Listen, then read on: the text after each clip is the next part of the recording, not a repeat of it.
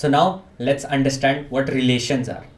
Relations are basically a subset of the Cartesian product A cross B that you've just found out. So relation can be anything. Now it can be any certain type of subset of the Cartesian product that you've just found out. So here also exactly the same thing has been mentioned. A relation between two sets A and B is a subset of their Cartesian product A cross B. In simpler terms, a relation describes a connection between the elements of set A, which is the domain. We call the set A the first initial set as our domain, and the elements of set B, the codomain. So A is equals to this, B is equals to this. Then any relation between sets A and B would be in this format. Basically, it is just a subset of A cross B. So you need to remember this point only for the time being. And total number of relations between that can occur between A and B. Of course, for A cross B, we know how many elements are there in A cross B. It is going to be P into Q. If there are P into Q elements in this set, and I hope you all remember in sets we had studied, total number of subsets for any set which has m number of elements, the total number of subsets is 2 to the power n. So simply here also total number of relations would become 2 to the power pq. So that is how we arrive to this number here. The number of relations is 2 to the power pq. Now if I was to show you how generally relations are represented, so let me take an example to show you to you. Let's say I have my set A as 9, 16 and 25, and this is my set B. Set B has elements 3, minus 3, 4, minus 4, 5 and minus 5. Now of course we know if I was to find out A cross B, there are going to be 3 into 5, 18 total terms, right? There are going to be 18 different elements, 9, 3, 9, minus 3, 9, 4. Now for relation, again it is going to be a subset. So first of all what I'm doing is I'm defining a condition. I'm defining a condition that B square is equals to A. That means 9 would be mapped to 3, 9 would be mapped to minus 3, 16 would be mapped to 4 and 16 would be mapped to minus 4, 25 would be mapped to 5 and 25 would be mapped to minus 5. So these are the only cases. I'm mentioning this condition here that B square is always equals to A. Now how can I represent my relation? So basically first of all the first way is the roster form, which is going to be 9, 3, which is going to be 9, 3, 9, minus 3, 16, 4, 16, minus 4. Then we are going to have 25, 5, 25, minus 5. So these are going to be the elements of my relation, right? Now what is the other way, the set builder ways of representing my relation? It can be represented as A, B, and this is in such a way that A is equals to B square, provided given that A belongs to set A and B belongs to set B. So this is another way of representing my relation. Now what can be one more way of representing my relation is simply A is related to B in such a way, this is basically an implies sign, sorry, let me write it down again. This is an implies sign. A is related to B in such a way that A is equals to B square, given that A belongs to set A and B belongs to set B.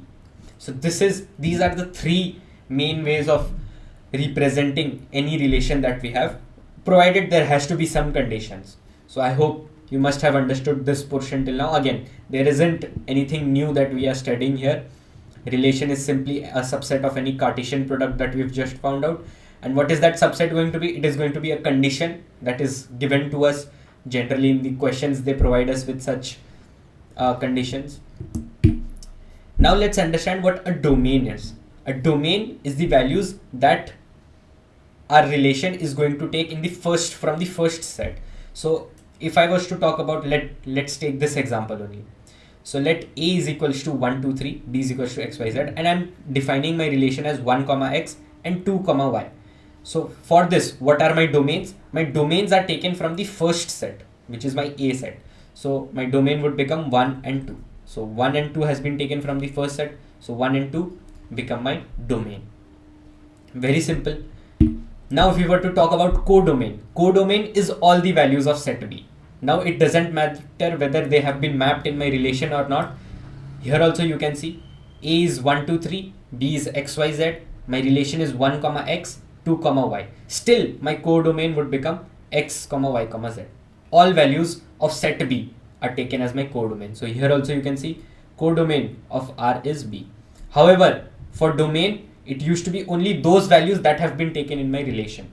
So domain of R is A belongs to set A, given that A, B belongs to relation for some B. That means only 1 and 2 can be taken in my domain. Do not confuse yourself with these two.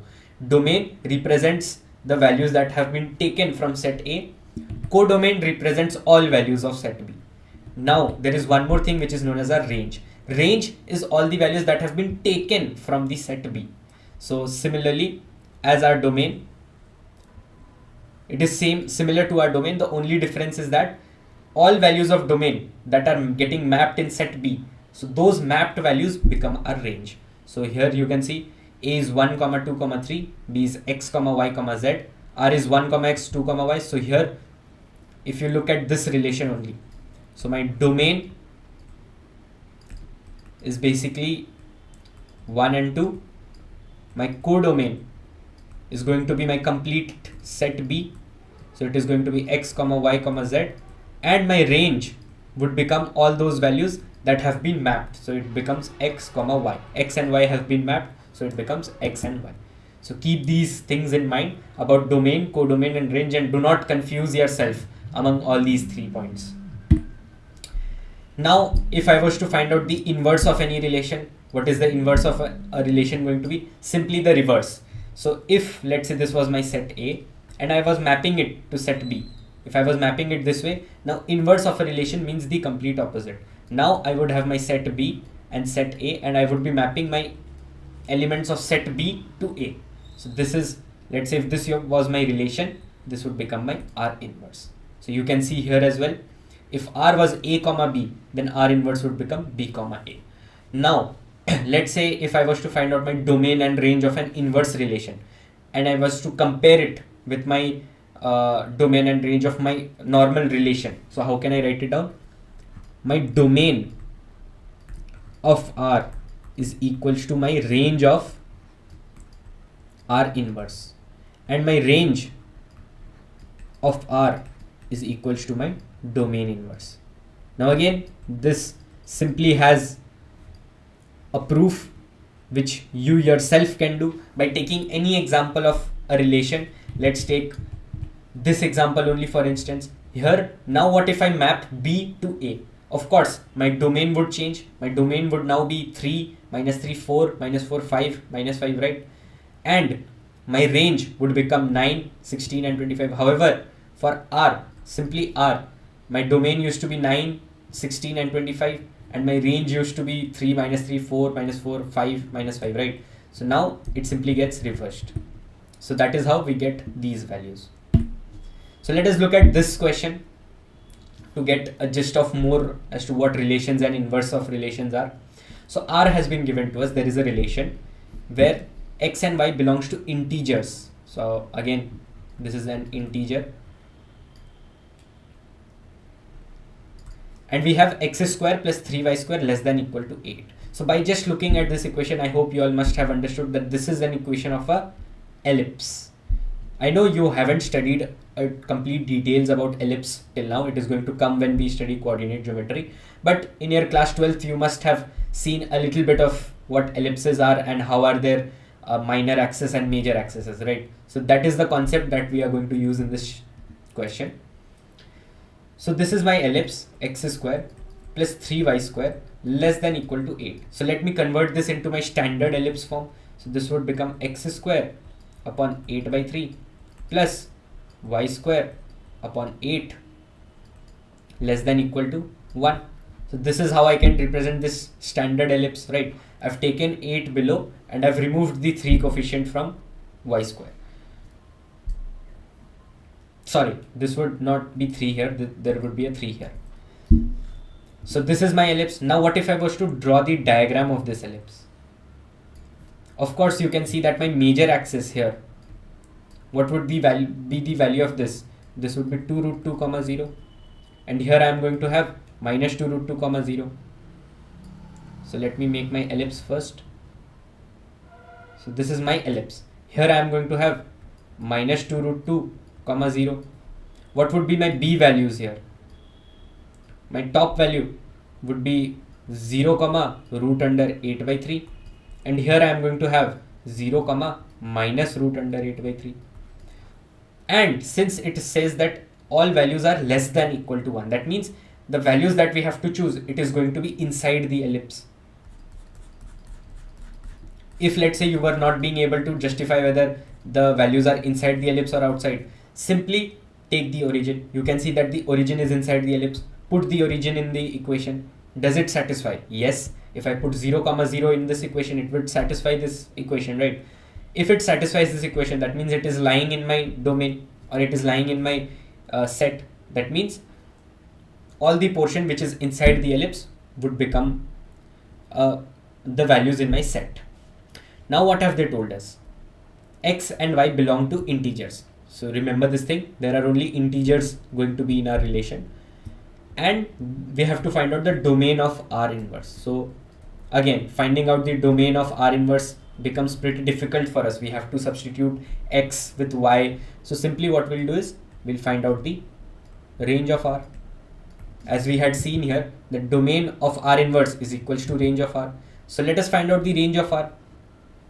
Here, X is my first taken value. X is the values that are taken from the first set. Y is the values that are taken from the second set. So range is the values that are taken from second set. And the values through which X can be mapped is my range, right? So from this diagram, what can I see? That my Y belongs from minus root under 8 by 3 to root under 8 by 3. So basically this becomes my range or my codomain. I can say this is my codomain. Now I need to convert this into range. Now how can I do it? I have been told that Y belongs to integers. That means all values that lie in this, all integer values that lie in this range would simply become my answer. So if I was to replace this in terms of, let's say, an approximate integer value, 8 by 3, what can I write it down as? 8 by 3 would simply become 2 point something value which is greater than 2.5, right? 2.5 something. Now I'm taking the root of this. So what would be the root of this? It can be somewhere around 1 point something, right? So it is, if it is 1 point something, sorry, this is going to be plus here, this is going to be a minus here. I wrote it reversal. So 1 point something. So this would be, so this means if it is 1 point something, then later on for root under 8 by 3, it is also going to be 1 point something. So what would be my range? If I was to take in terms of integer, it would become minus 1, 1 and 1. Sorry, minus 1, 0 and 1. Because these are the values that would satisfy this equation. If I put x as y as minus 1, does it satisfy? Does it come in this range? Yes, it is coming. If I put 0, does it come? Yes. If I put 1, is it coming? Yes. That means this becomes my range of R. Minus 1, 0 and 1. So, and this range of R is basically my domain of R inverse. So this is exactly my answer. So the domain of R inverse is minus 1, 0 and 1. So this is how you solve questions which are related to domain, range, inverse of any relation. So keep these things in mind.